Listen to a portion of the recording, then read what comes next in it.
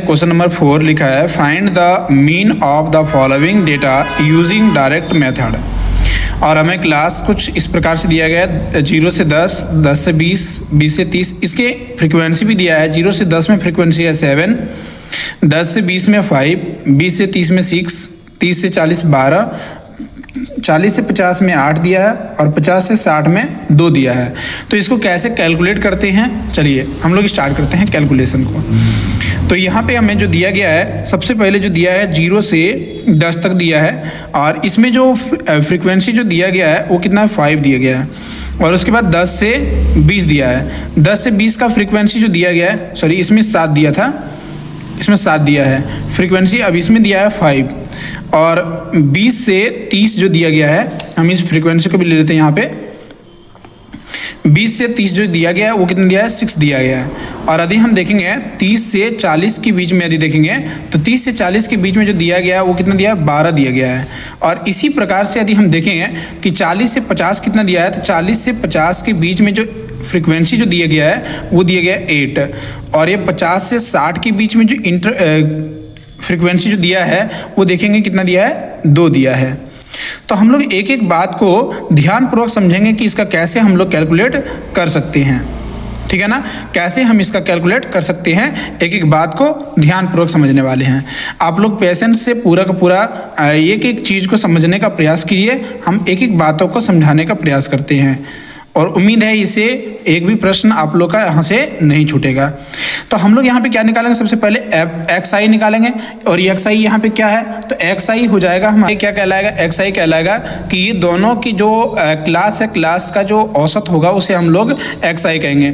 जैसे 10 और 0 का यदि हम ऐड करके यानी कि lower limit plus upper limit को यदि जोड़ देंगे और 2 से डिवाइड कर देंगे तो हमारा जो निकल के आएगा 10 और 0 को जोड़ेंगे 10/2, जिससे हमारा निकल के आएगा 5।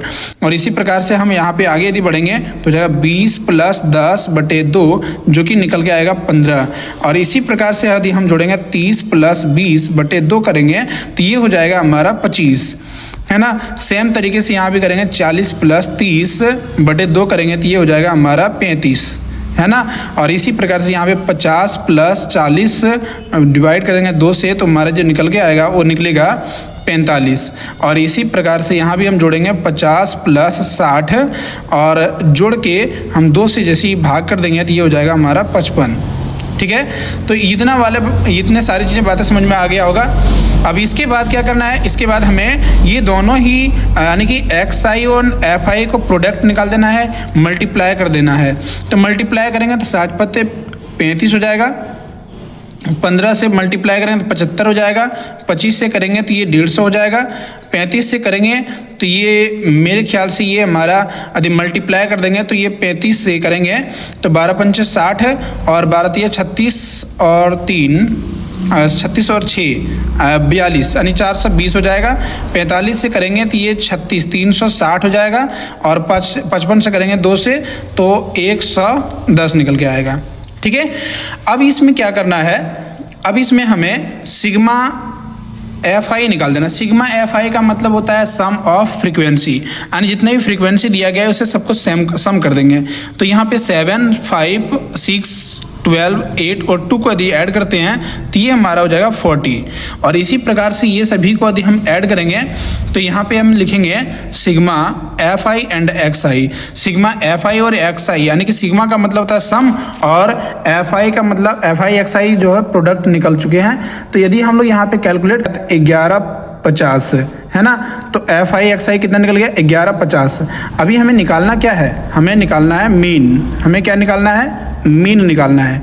मीन को हम इस प्रकार से भी लिखते हैं जो कि यहाँ पे सिग्मा एफ आई एक्स आई यानी कि अधिक कहें तो ऑब्जर्वेशन ऑफ फ्रीक्वेंसी एंड यहाँ पे लिखेंगे समेशन ऑफ फ्रीक्वेंसी यानी कि फ्रीक्वेंसी का जोड़। तो यहाँ पे कितना लगेगा 1150 हो जाएगा 40, हम डिवाइड कर देंगे यहाँ पे तो हो जाएगा 115/4, जिसे हम लोग यदि कटाएंगे तो कटाने के बाद अप्रॉक्स वैल्यू में देखें तो डिवाइड करके यदि हम देखेंगे बगल में यदि डिवाइड कर लेंगे तो यहाँ पे हम 1, 1, 5 को डिवाइड करते हैं तो हो जाएगा 4 दूनी 8 बच जाएगा, यहाँ पे 3, 5, 4, 8 32 हो जाएगा, है ना।